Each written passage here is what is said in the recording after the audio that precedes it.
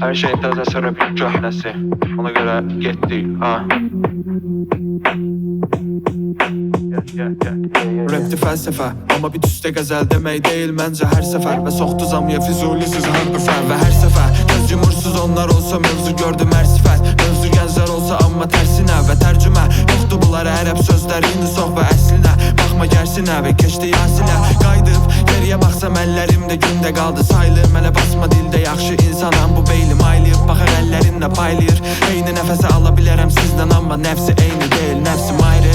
Sahilləri saysaq Bakı onda olar Tokyo. Batır fərqli gəmi amma eyni qalır okyan. Əməliyyat olsa da burnunuz uzaqdan baxanda hiss edirik ki kimdir Pinokyo.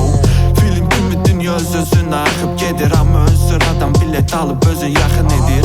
Filmin senarisi kimsə pulu basıb yer və yuxarı sıradan bilet alıb baxan kasıb deyil. Burada nə bəhanə bil ki nə yalan girir.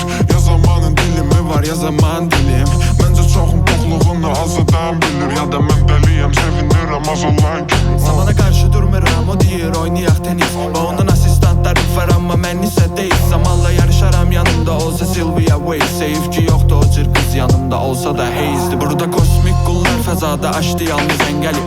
Təzdən uşağı da oldular dəli. Ya dünya bol nəhərlənir ya hamını bab şəhərləmir. Və gah qüsur zəhərlənir təmizləyir digərləri. Tutunaq indi nəyə bu bataqlıqda çiyni yoğunlar hazır deyincə bellilər ki həmişə ortalıqda genəlməyə.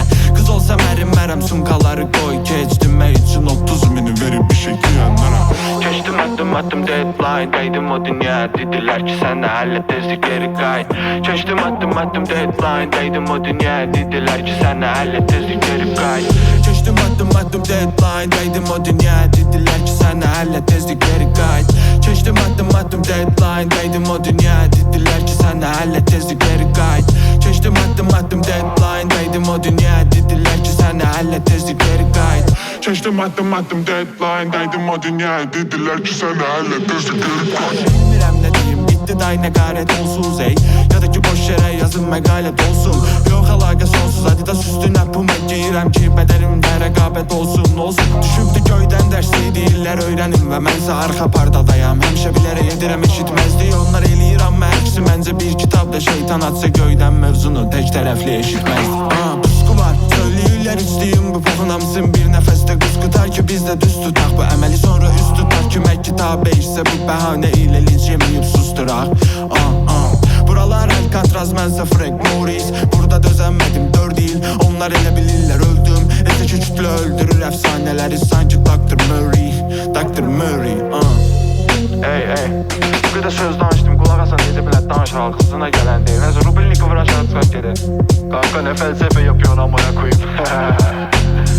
Red in the blank, mix mastering. Volka